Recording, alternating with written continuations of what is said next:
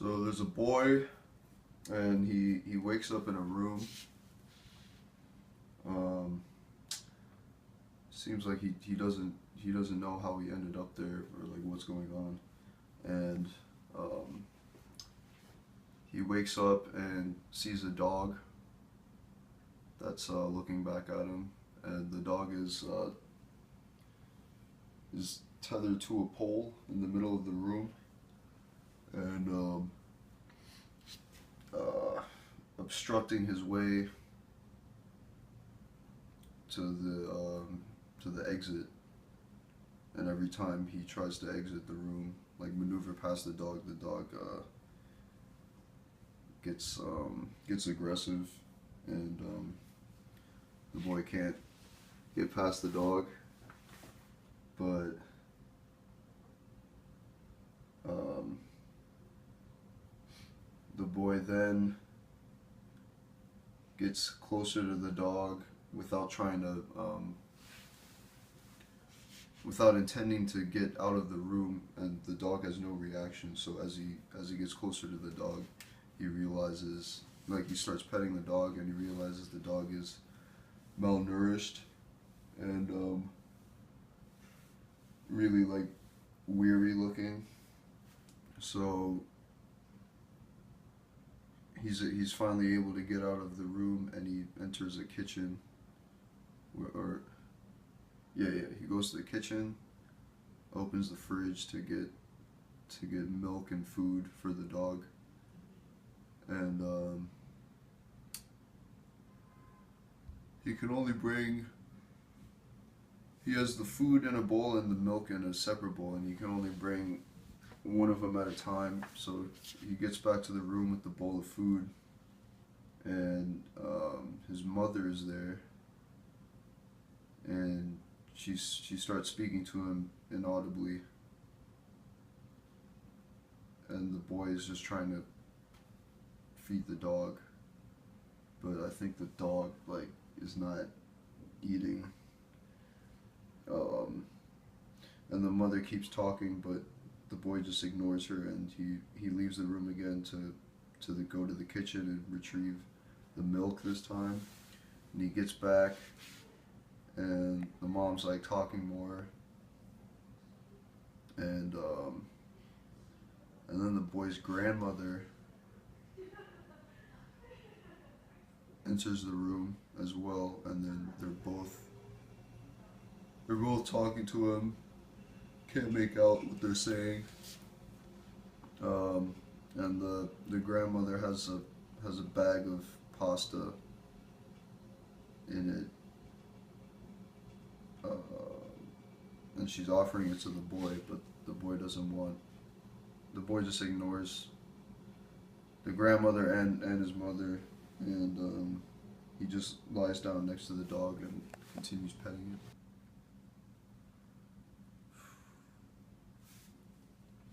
So I can't seem to make any like solid definite sense of the script, but I guess there's just like there are like various elements of it that are intriguing and thought provoking, even if I don't know necessarily like what the answers are. Like I'm wondering why the the mother and the grandmother were the same age. Um, and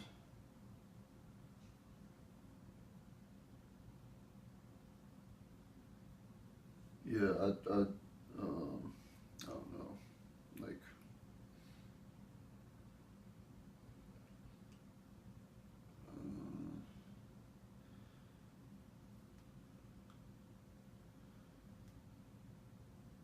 Like, uh,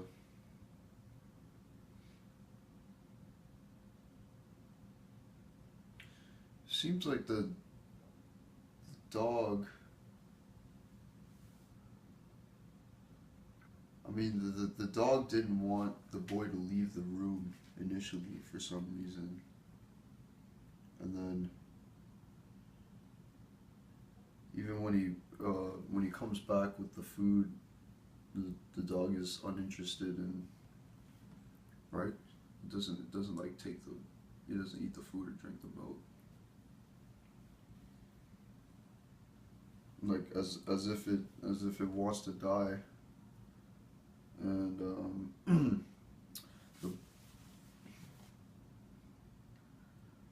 um but the boy is kind of showing this unconditional love for the dog and caring for it. Meanwhile, the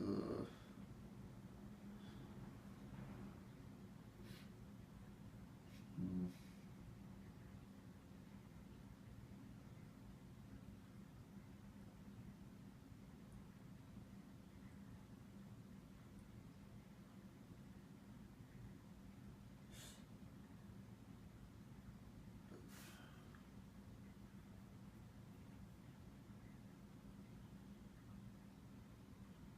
yeah, and the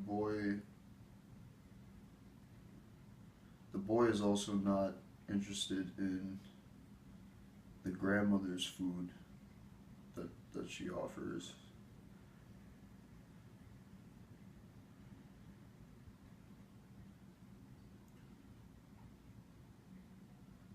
Um,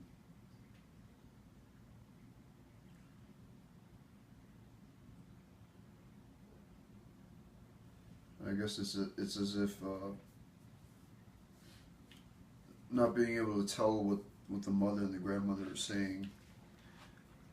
Like I perceive it as we're kind of like taking the perspective of the boy, where like he's kind of tuning all of that out, and he doesn't care. His only it's like his only devotion is to this dog and trying to comfort this dog.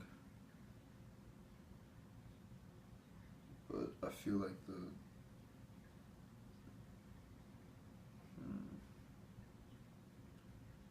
I feel like the dog is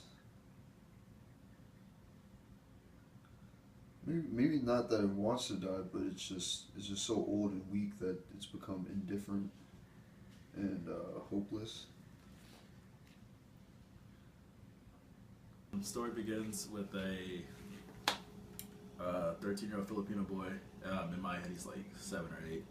Um, laying on his back, uh, his eyes open, and as his eyes open, it pans out to the rest of the room. Um, the rest of the room, uh, I guess, is fairly empty. In the middle of the room, there's a I don't know, like not a beam, but like a column. And to this column, a dog is leashed. I see this dog more as a mutt than anything else. I also sort of see this room as like a empty warehouse sort of thing. Not really, because I guess it's a home. But yeah. Anyway, moving on. The boy waking up sees the dog, sees the room, sees there's a hallway behind the dog. That hallway leads to another room within this house. So the boy tries to leave, and the dog keeps barking his teeth. He keeps barking. He doesn't want the boy to get through. So after a while, the boy's scared. I mean, who would it be? It's a fucking dog, teeth, dangerous. So he takes a step back. At this point, the dog calms down, and I guess the boy's perception of the dog changes. The dog no longer seems to be, I guess, angry and aggressive. He more seems to be hurt. So he starts coming closer to the dog, closer to the dog. He's able to pet it. As he's petting it, with each movement of his hand, more hair is falling out. So he realizes the dog's sick. The boy, caring about the dog, I guess, is now able to, go access the hallway, and through the hallway he gets to a dimly lit kitchen. steps in the kitchen, opens the fridge, takes out I guess a carton of milk, pours that, also finds dog food, pours that in 2 separate bowls. He wants to take both of them back at the same time, but is unable to do so. So he chooses the food first, comes back to the room, puts the food in front of the dog. Around the same time, his mother comes through. His mother is like talking. She's talking, but it's more or less inaudible. He's unable to understand what she's saying. But I guess he's not too worried about that, so he comes back because he's worried about the dog, gets the milk. Now another figure comes into the picture. This figure is also his grandmother. She's in her 70s. The mom's also in her 70s. It's kind of odd. Interesting, I guess. And she's also talking in a very inaudible language, muffled. So he's unable to understand what she's doing. I guess the grandmother is more animated. She's trying to give the little boy his like this bag, and within the bag is a plate of pasta. The boy clearly is not worried about that. He's more so worried about the dog. At this point, he's sitting down next to the dog with the dog's head on his lap. He's caressing it, caring for it, hoping that I guess the dog feels better. And the whole time, his mom and his grandmother are still talking this inaudible language. And then he makes eye contact with someone. Not exactly sure. First thought was that he made eye contact with I guess with either the dog or his mom, but then I also thought that maybe the mom and the grandmother made eye contact, and then it was,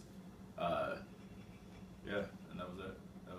The last shot is of the boy's eyes, or was from his point of view, I guess. Meaning, I'm not really sure, to be honest. What I find most interesting though is that the fact that the 2 adults in the thing, like their voices are muffled. You're not really able to understand what's going on, and to the boy, like these are more or less like distractions from what's most important to him, which is taking care of this dog. It's also interesting the fact that the boy cares more about taking care of this dog, who isn't actually, who seems foreign to him, as opposed to caring about his whatever his mom and his grandmother are saying, who are familiar to him. With that being said, I guess it could be a commentary on like what's important to you, or I guess priorities in certain situations, or the way in which whenever you're actually dealing with something, you're doing something that's most important. The rest of the world seems more or less fuzzy in certain ways, and that and I don't know, it could be because like a general or something like that, but you're more so worried about what's actually going on, whatever you're actually focused on. The dying, shedding dog. I don't know. I guess it's just interesting in the way that it begins as like an opposing, like aggressive figure, and then over time it transgresses into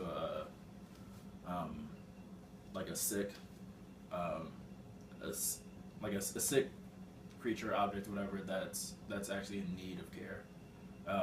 And the way the boy also transforms from being scared into being